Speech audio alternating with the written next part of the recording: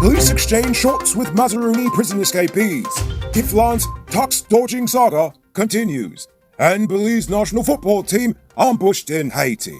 I am Noriko Bolford, and this is Uncut News.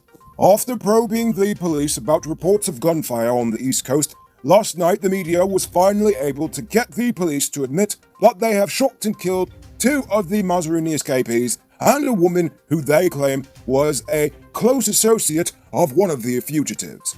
The police said that they had a shootout with one of the men, which ended after the cops shot up the shed the people were in. The dead woman has been identified as 49-year-old Savita Rajkumar, a resident of the squatting area, while the men were identified as Imran Ramsewak and Ryan Jones. A third person was also there, but they fled during the confrontation, allegedly. Just hours after Fagundes was executed in front of Palm Court on Sunday night, police received reports that the suspected getaway vehicle was abandoned on the Linden-Soestdijk Highway and subsequently burned.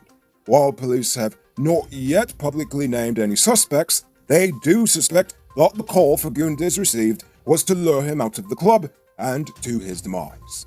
Today, the health ministry said that they were forced to dump over 300 truckloads of expired drugs since August of last year. They said that this amounted to almost 70% of the medication in the national stockpile.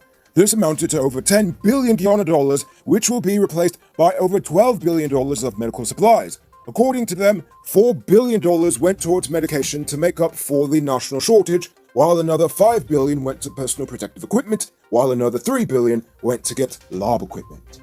Following a meeting between the president and the Georgetown mayor, the government has decided to take pity upon the capital city and pay $100 million of their taxes to City Hall in advance. However, the money is supposed to go specifically to assist in the rehabilitation of historic buildings around town. While it is a nice start, it should be noted that last year, the European Union estimated that the cost for fixing City Hall alone would be over 1 billion Guyana dollars. But this is going to be a struggle for an entity that clearly struggles to clear its monthly payroll of $120 million per month, which isn't even included in the $5 billion of debt Mayor Narayan recently said the city owed. Now it's time to tell you about Best Buy's car of the day. Currently on sale is this 2018 Suzuki Swift RS Sports Edition. It comes with Bluetooth, CD stereo, steering controls, crystal light, mug rims, fog lamps, and much, much more. Pay cash for $3.6 million, or pay down as low as $720,000 with around $70,000 monthly, and it's yours. Call or WhatsApp 662-0844 for more info, or visit their showrooms at 171 Peter Rose Street, Queenstown, or Lot 2 Lamar Street, and tell them Noriko sent you for this sweet, sweet deal. Speaking of $100 million in taxes, after an embarrassingly dramatic back and forth in the media between City Hall and Giftland, Mayor Narayan was finally granted permission to play the recording of the Chief Justice's order during Monday's statutory meeting. Everything said there is on public record, meaning Narayan wanted to publicly put it to rest that the Chief Justice, Roxanne George, did in fact make it very clear that once the proper procedure is followed, PPAT will still have to pay up, expeditiously. So, it doesn't mean that he doesn't have to pay, rather City Hall needs to collect it in the proper way, cause, it's taxes, not armed robbery. There's procedures to these types of things. But, just so no one else goes misquoting her again, the Chief Justice also promised to provide a written transcript of her recording. Yesterday, family and friends of the late Vanessa Lewis Sahadio staged a protest in front of the New Amsterdam Hospital. The protesters are calling for swift justice following the death of Lewis and her newborn shortly after giving birth earlier this month. While the ministry has since suspended multiple nurses and a doctor in connection with the case, they are still voicing their general dissatisfaction with operations at the hospital. If you own one of the best diesel engines in the world, then the name Cummins is very familiar to you. But even the best engines need spare parts, am I right? Powered Automotive truck spares and engine parts at 1161 EE Eccles stocks Cummins engine parts for 6PT and 6CT engines and much more. Call or WhatsApp 697-0171 or follow Powered Automotive truck spares and engine parts on Facebook. Former Finance Minister Winston Jordan is asking the High Court to dismiss the state's lawsuit against him over the sale of lands to BK Marine Inc. The state wants to repossess the land from Brian Tawari, claiming that he never used the land for its originally agreed upon purpose. However, Jordan is calling the lawsuit politically motivated, vindictive, spiteful, frivolous, vexatious, and or scandalous. All his words, not mine. He and the other defendants are also being sued in excess of $500 million in damages each. Well, the government has got to pay that tax bill some way, right? Anyway, the whole reason why Jordan is being roped into this is the fact that while BK made the agreement in 2006, he did not live up to it.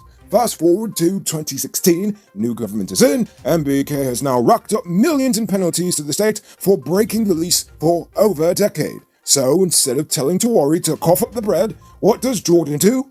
Why? Sell him the land for less than market value. Why? Well, you'll have to ask them. But from what I gather from the court records, they are suing Jordan not for criminal behavior, rather for incompetence in collecting an old debt. It's now time for today's Runner Report.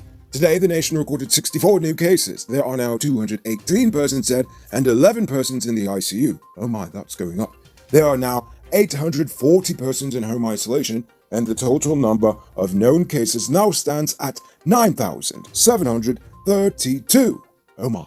So, please, people, wash your hands frequently. Avoid touching your nose and mouth and mask up before you leave the house. When you do leave home, try to avoid enclosed spaces and large crowds, and remember to give 6 feet of space between you and others. Now, let's take a look at news in the region. In Barbados, the government said that it's not raising taxes this year despite the significant drop in income tax revenue. Instead, they are planning to institute measures to stimulate the economy. This includes a promise to pay out $62.6 million in tax refunds to Bajans. Give me that stimmy. Haha! You can multiply your cash by selling digital top-up. This is a legit way you can earn some extra cash at your business or to supplement your existing side hustle. Become a top-up vendor quick and easy through Cellular Plus. Call them on telephone number 685-3109 for more info. In Haiti, President Jovenel Moïse's control of the nation seems to have reached even greater lows after the Belize national football squad had their team bus stopped by an armed motorcycle gang yesterday. The incident occurred when the squad were being taken to their hotel ahead of Belize's World Cup qualifier match. Despite the 4-man police escort, the team bus was stopped by an uproar of insurgents with assault rifles on motorcycles, and police escorts were forced to negotiate with them for the team bus to continue its journey to the hotel. This is according to the Belize Football Federation. The World Cup qualifier between the sides was supposed to take place in Port-au-Prince this Thursday.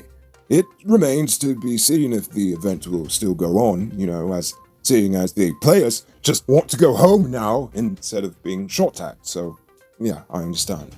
And now for our weird news story of the day. The descendants of the British prison colony in the Pacific are now showing their perverted criminal roots. Following 2 separate rape allegations in the past 5 weeks, the Australian national government was hit by more accounts of shocking misconduct on Tuesday. These reports accuse staffers of having filmed sex acts in the country's parliament and having used its meditation room for multiple encounters. Apparently that's the place to go to if you want to get dirty in parliament. Accounts of a toxic workplace culture are surfacing as the government is shaken by growing public anger and criticism for inappropriate behavior by politicians and staffers. The latest revelation comes a week after thousands of women protested across the country against sexual violence and the government's handling of such cases. So, they aren't doing too good in Australia right now. Who said luxury can't be affordable? Move into your own home in 2021. Lenore Estates, West Coast MRI properties are within your reach. Move out to the landlord's place and put that rent money towards your own 5,000 square foot property. Call or WhatsApp 592-618-5702 or call +1 516 476 2172 for more info. Moving on to our Uncut News Views poll question of the day. Every day we pose a question about current events in Guyana, the region, the diaspora, and how you feel it relates to us. So, you give your responses in the comments, and we'll read the best ones in the following episode. Yesterday's question was, in Jamaica, the government is setting up the digital infrastructure to allow businesses to work even during curfew hours. What measures should our government take to assist small businesses in our country, especially during the pandemic? Joshua Prince says, implement special passes for delivery guys. Jay Jairam said, Guyana is not ready for digital infrastructure at this time. Many people don't even know what a computer looks like. Guyana needs to fix the sewer and drainage. With constant blackouts, how is the digital going to work properly? But Anthony Husbands responds with, they know more than you think they know. Hey, I agree with you, Anthony. It's 2021. At this point, almost every national problem out there persists not from a lack of knowledge, rather from a lack of political willpower. Let's be honest, they all have the same access to Google as the rest of us. So for tonight's question, year after year, the nation has contended with expired drugs as well as drug shortages. Irony. Multiple ministers come and go, and still there is no solution. With that in mind, should ministers past and present be required to compensate the state for lost goods? Think about that question and tell us in the comments below. If your response is good enough, we just might feature it in Wednesday's episode. Anyway, that's all the time we have for tonight. Check us out tomorrow for another. Until then, Enrico Bullford saying good night, folks. Hey, Uncut News viewers, thanks for watching. You can subscribe by clicking on this button over here, or click over there for more news. You can also drop a comment to let me know if you've made it to the end of the video. Goodbye for now.